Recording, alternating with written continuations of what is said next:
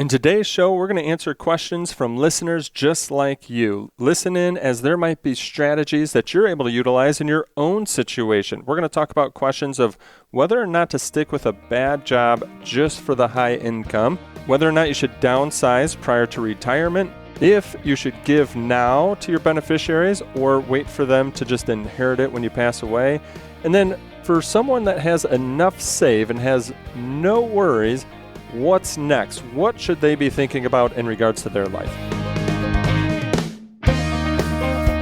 Welcome to the Your Life, Your Money podcast with Scott Searens, teaching you how to thrive in life, wealth, and retirement.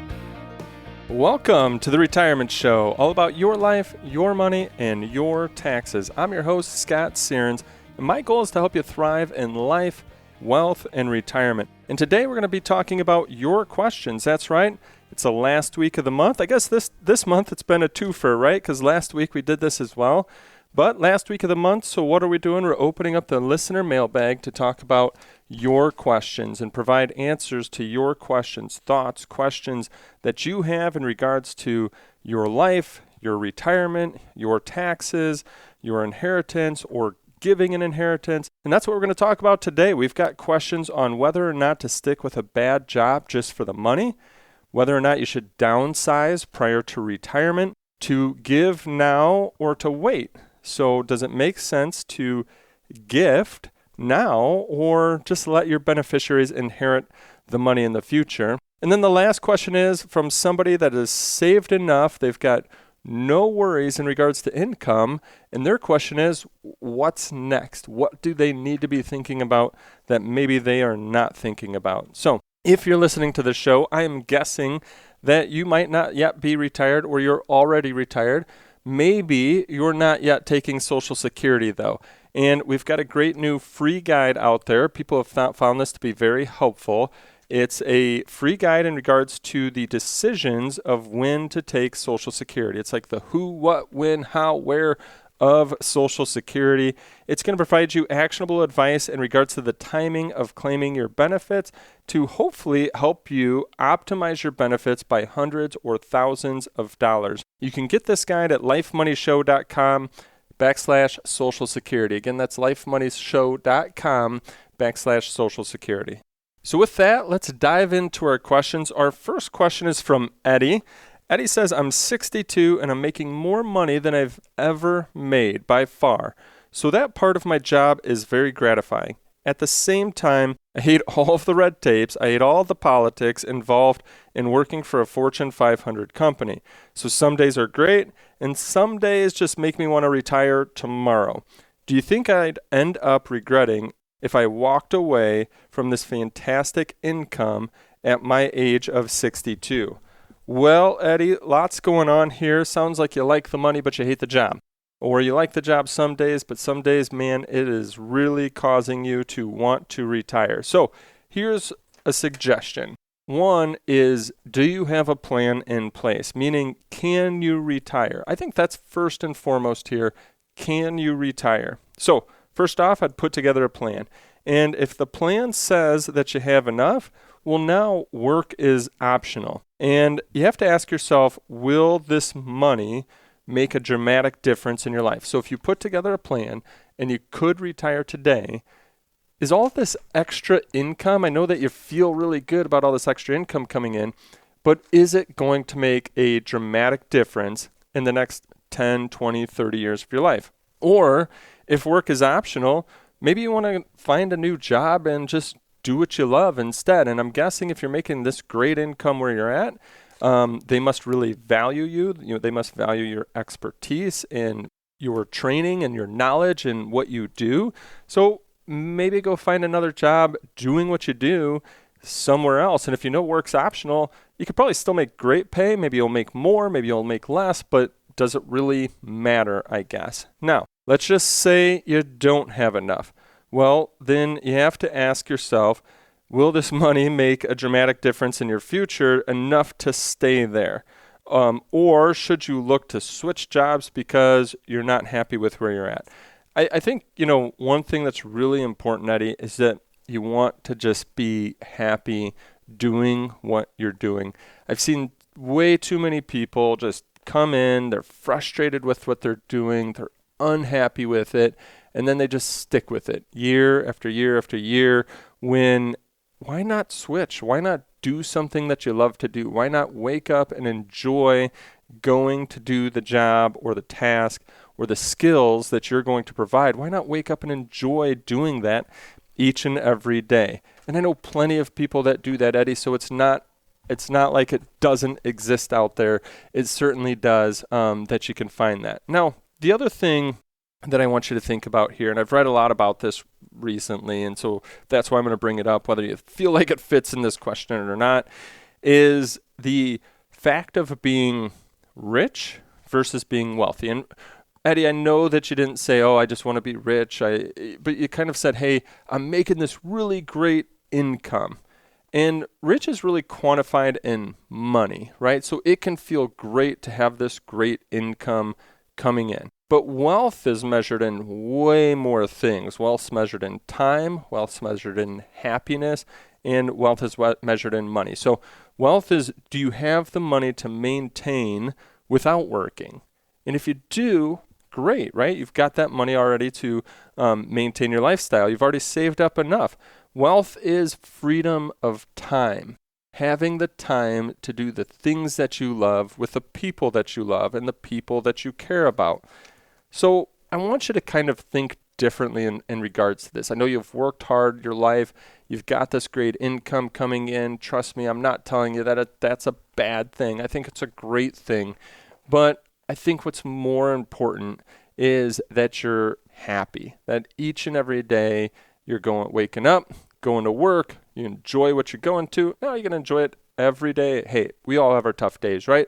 But you're enjoying what you're going to. You're enjoying going home from it. And that's, I think, really, really important.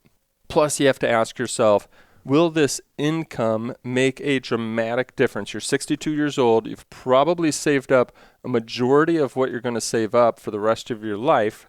So will this income make a dramatic difference in the remainder of your life, in your retirement years? If yes, great. You might need to stick with where you're at or find an alternative. If not, well, there you go. Work's optional. Go find work that you love. Eddie, hopefully that helped your question out, and others that are maybe going into the office each and every day going, I'm not really happy with what I'm doing, but I'm making a great income.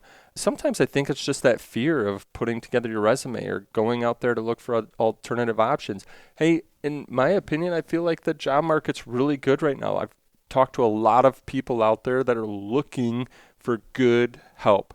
And so hopefully this gives you the confidence to go and do what's important to you and enjoy what you're doing. Okay, let's move on. Enough about that one. Let's move on to Clark's question here. Clark says, our home is no longer ideal for us. It's too big and too much to keep up with now that our kids are grown and gone.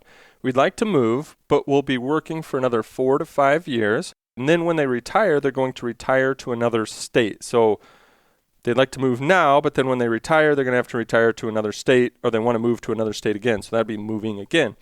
So would it be a bad idea to move twice in such a short period of time? It seems expensive to do that, and I don't want to mess up our retirement plans. All right. So Clark, I think kind of similar to our previous, well, it's not really the same question, but one of the things that I'm going to ask right away is, can you afford to, right? Like, just like in Eddie's question, can he afford to retire? So does he need to stay there? I think in your, my question to you is, can you afford the current place that you have for 4 to 5 more years? If no, well, then you might need to sell it. If yes, then, all right, maybe start doing a comparison chart. And in your comparison chart, just like you mentioned, this could get expensive to move twice.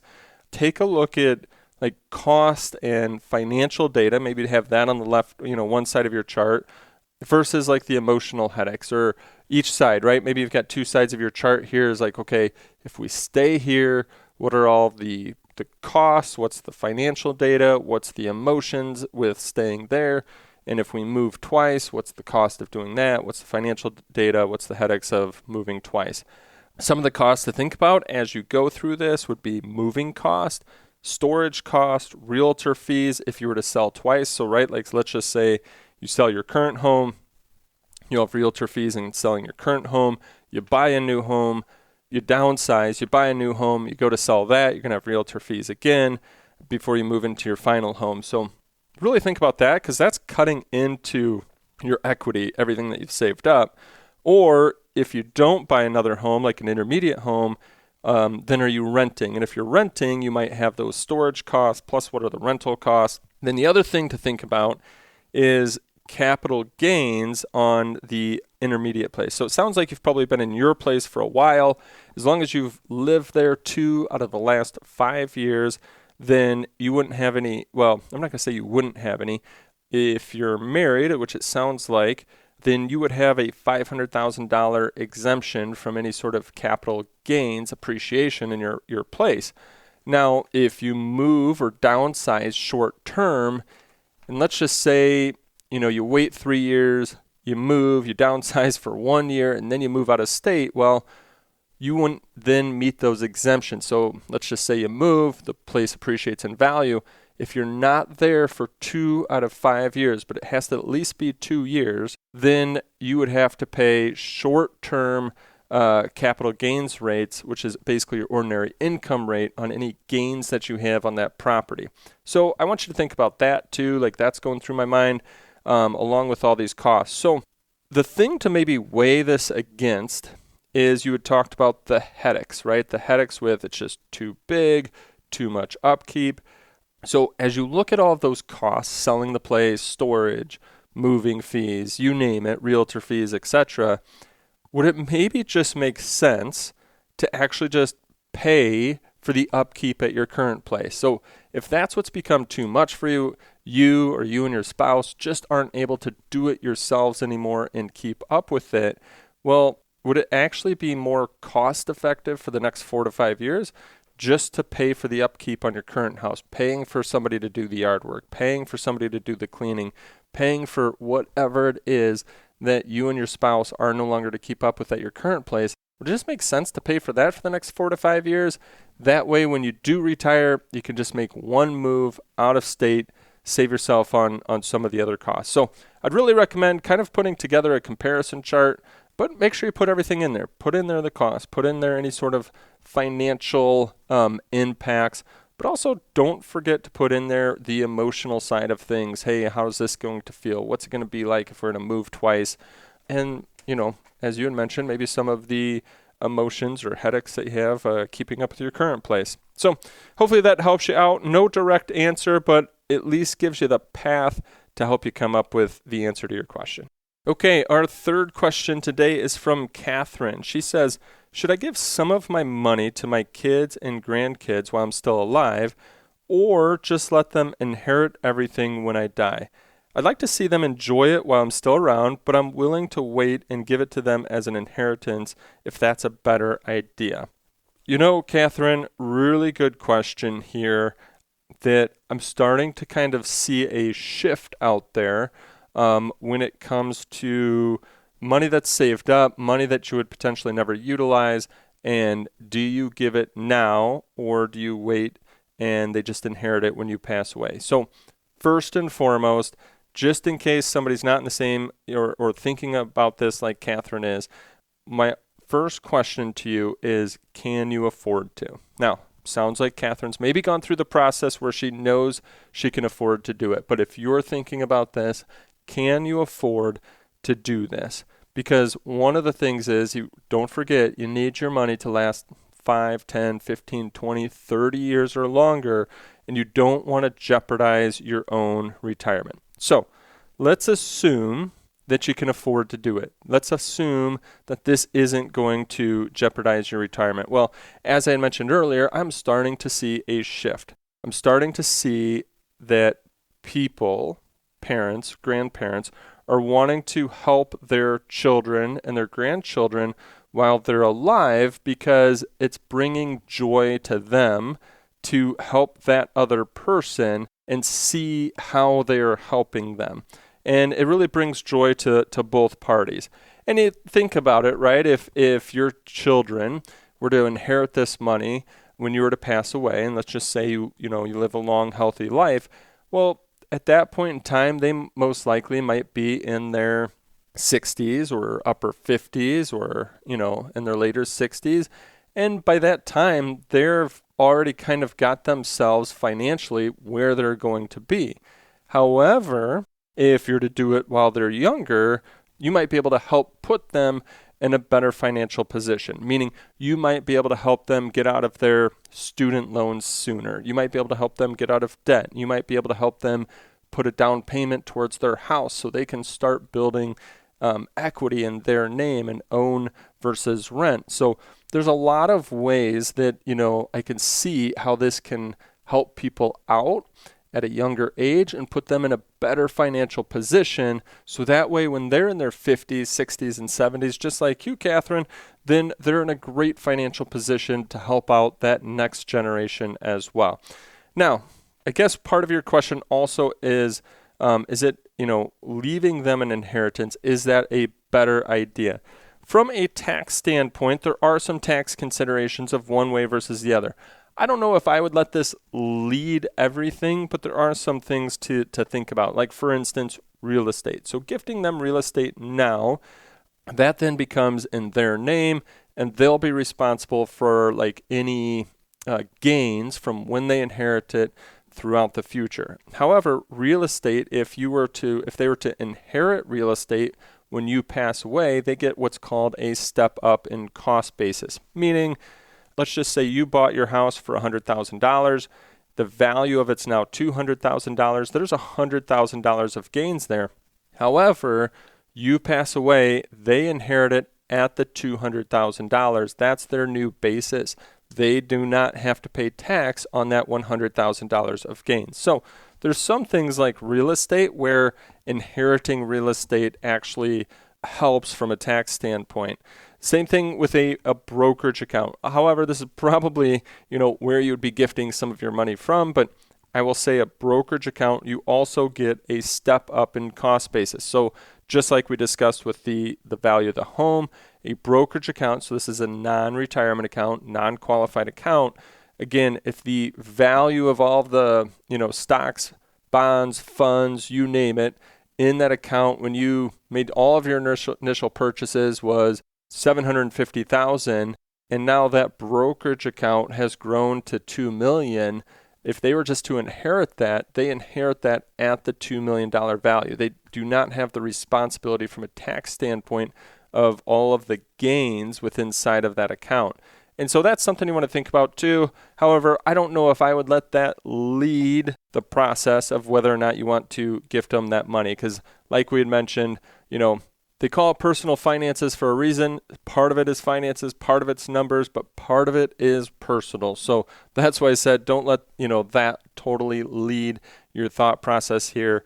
And if you can afford to do it, it could really help out your kids, grandkids. And I understand how important family is to people. We are a company that's driven by family values. And so I really understand how important that is. So if you can afford to do it and it's not going to jeopardize your retirement, then that's the personal side of it. I wouldn't let the tax part of it totally drive the thoughts of what you want to do. But have a conversation with a financial professional and a tax professional to make sure that you are doing it in the most tax efficient manner. Okay. Let's wrap up the show here with our last question from David. David says, I'm positive that I have more than enough money saved to last the rest of my life. There's just no way I could spend it all. I'm not bragging. I just find myself in a very blessed position. Is there any advice you'd give to somebody like me, or can I just coast my way through life, financially speaking? Well, David, I'm just going to assume that you save this money up. Great job saving. I know some people are listening and still working, preparing for retirement.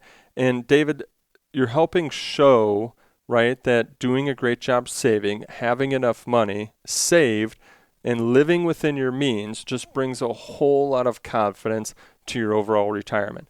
Now, you had asked, well, is there any advice that you'd give to somebody like you, or just coast your way through life financially speaking? Now, I'm going to challenge you, maybe I'll call it challenge, in a few areas. I guess, David, if there's nothing that you have to worry about, you've stress tested your plan. If the market goes down, you're okay. If we've got tons of inflation, you're okay. If they were to cut Social Security, you're okay. Whatever it might be, you've thought about all of the what ifs, and everything's okay. I guess you could just coast your way through life, financially speaking. But like I said, I want to challenge you maybe in a few areas. First off, if you have kids or grandkids, kind of like in our previous question here, is there anything that you can do to teach them how to be financially set like you? And maybe like our previous question, you want to consider gifting. And the reason I bring that up is because maybe there's ways that you can gift to them, but at the same time, teach them, give them your knowledge, help them understand how you became financially set to help them be in a better position in their future, just like you. Next thing on the mind here is maybe there's some charitable causes that you want to help out or give to, things that would bring you joy and at the same time help out other organizations and help out other people. And then the last thing that I'll challenge you on is taxes. Do you have a plan in place? I mean, yes, you could just, I guess, coast through retirement, but do you have a plan in place to help keep more of all of this hard-earned money that you have in your pocket versus giving it to the IRS in taxes? So taking a look at where does your money sit now today? Does it sit in IRAs, 401ks, brokerage accounts, Roth IRAs? I guess if it's all Roth IRAs, that's tax-free. You're right. Nothing better you can get than tax-free money. But if it sits in some of those other accounts, then are there strategies that you can start utilizing to help you, or and you didn't mention, but let's just say you have a family, to help your family, to help keep more of that money in the family versus giving it to the IRS. So the last challenge that I would give to you, instead of coasting through life, would be putting together a tax plan to help keep more of that hard-earned money in your pocket. So there we go. There's our 4 questions for this episode. And as I had mentioned at the beginning of the show, if you haven't yet, download our Social Security guide. It's a guide that discusses all of the different decisions around Social Security, helping you get the most from your benefits, optimizing your benefits by hundreds or thousands of dollars. Hope you enjoyed today's show. Look forward to visiting with you next week. And I always look forward to all of our conversations to helping you enjoy your life today and being financially confident about your retirement. Insurance products are offered through the insurance business Sierens Financial Management, Inc. Sierens Financial Group, Inc. is an investment advisory practice that offers products and services through AE Wealth Management, LLC, AEWM, a registered investment advisor. AEWM does not offer insurance products. The insurance products offered by Sierens Financial Management, Inc. are not subject to investment advisor requirements. AEWM and Sierens Financial Group, Inc. are not affiliated companies. Investing involves risk, including the potential loss of principal. Any references to protection, safety, or lifetime income generally refer to fixed insurance products, never securities or investments. Insurance guarantees are backed by the financial strength and claims-paying abilities of the issuing carrier. This podcast is intended for informational purposes only. It is not intended to be used as a sole basis for financial decisions, nor should it be construed as advice designed to meet the particular needs of an individual situation. Please remember that converting an employer plan account to a Roth IRA is a taxable event. Increased taxable income from the Roth IRA conversion may have several consequences, including, but not limited to, a need for additional tax withholding or estimated tax payments, the loss of certain tax deductions and credits, and higher taxes on Social Security benefits and higher Medicare premiums. Be sure to consult with a qualified tax advisor before making any decisions regarding your IRA. Sierens Financial Group, Inc. is not permitted to offer, and no statement made during the show shall constitute tax or legal advice. Our firm is not affiliated with or endorsed by the U.S. government or any governmental agency. The information and opinions contained herein provided by third parties have been obtained from sources believed to be reliable, but accuracy and completeness cannot be guaranteed by Sierens Financial Group, Inc.